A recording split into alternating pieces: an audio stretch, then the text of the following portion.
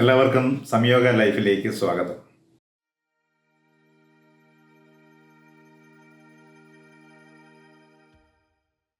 ഇന്നത്തെ നമ്മുടെ വിഷയം ഏറ്റവും എളുപ്പത്തിൽ എങ്ങനെ ചെറുപ്പമാകാം എന്നുള്ളതാണ്.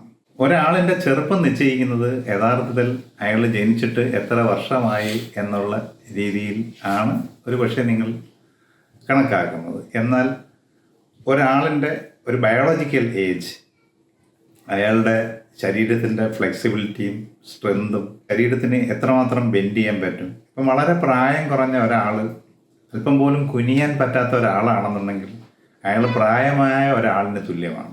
പക്ഷേ കുറേ പ്രായമായ ഒരാളാണെങ്കിലും നല്ലവണ്ണം അയാൾക്ക് നട്ടെല്ല് വളയ്ക്കാൻ പറ്റുകയും ശരീരത്തിൻ്റെ മൂവ്മെൻറ്റുകൾ ചെയ്യാൻ പറ്റി കഴിഞ്ഞാൽ അയാൾ ചെറുപ്പത്തിൻ്റെ ഒരവസ്ഥയിലാണ്. അയാളുടെ ബയോളജിക്കൽ ഏജ് കുറവായിരിക്കും.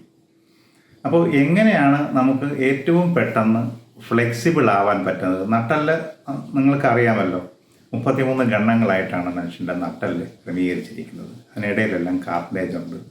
ഈ നട്ടെല്ലിൻ്റെ ഇരുവശങ്ങളിലൂടെയും ശരീരത്തിൻ്റെ എല്ലാ കറസ്പോണ്ടൻ്റ് ഭാഗത്തേക്കും വെയിനുകൾ പോകുന്നുണ്ട്.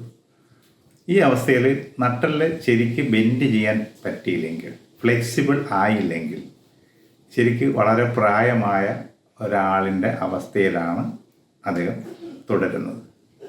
അപ്പോൾ എത്രയും പെട്ടെന്ന് എങ്ങനെ നമുക്ക് ചെറുപ്പമാകാമെന്ന് പറഞ്ഞു കഴിഞ്ഞാൽ, എത്രയും പെട്ടെന്ന് നമുക്ക് ശരീരം ബെൻഡ് ചെയ്യുകയും സ്ട്രെച്ച് ചെയ്യുകയൊക്കെ ചെയ്ത് നമ്മുടെ മൂവ്മെൻറ്റ് വളരെ ചെറുപ്പത്തിലാക്കി കൊണ്ടുവരിക എന്നുള്ളതാണ്. അതിനുള്ള ഒരു എളുപ്പ വഴിയാണ് ഇന്നത്തെ എപ്പിസോഡ്.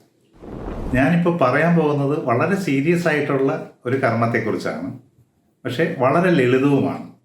പക്ഷെ ഇത് നിങ്ങൾ പ്രാക്ടീസ് ചെയ്താൽ മാത്രമേ ഇതിൻ്റെ ഗുണം നിങ്ങൾക്ക് ലഭിക്കുകയുള്ളൂ. ഇത് കണ്ടിട്ട് ഇത് കൊള്ളാം എന്ന് നിങ്ങൾ വിചാരിച്ചിട്ട് ചെയ്യാതിരുന്നു കഴിഞ്ഞാൽ ഇതിൻ്റെ ഗുണം കിട്ടില്ല.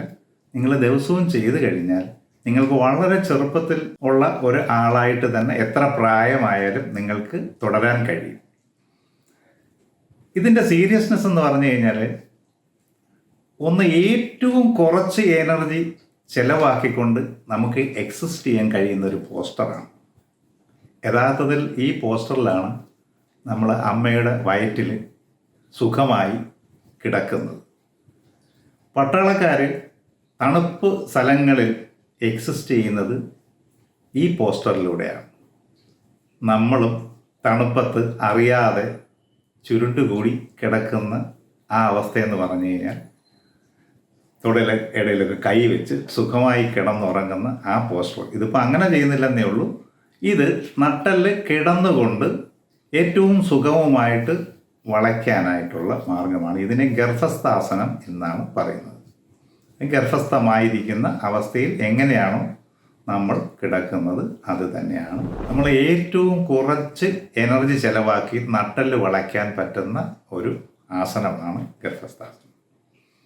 നട്ടെല്ല് വളയ്ക്കുന്നതുകൊണ്ടുള്ള എല്ലാ പ്രയോജനങ്ങളും, ഇനി നിന്നിട്ട് വളയ്ക്കാം, ഇരുന്നിട്ട് വളയ്ക്കാം ഒക്കെ ചെയ്യുന്ന ആസനങ്ങൾ വേറെ ഉണ്ടെങ്കിലും ഒരാൾക്ക് ഏറ്റവും എനർജി കുറച്ച് ചിലവാക്കി നട്ടെല്ല് വളയ്ക്കുന്ന ഉപയോഗം കിട്ടാൻ വേണ്ടിയിട്ടും, അങ്ങനെ വേറൊന്നും ചെയ്യാത്തവർക്ക് ചെറുപ്പമാകാനുള്ള ഏറ്റവും എളുപ്പത്തിൽ ചെയ്യാൻ പറ്റുന്ന ഒരു ആസനമാണ് ഗർഭസ്ഥാസനം.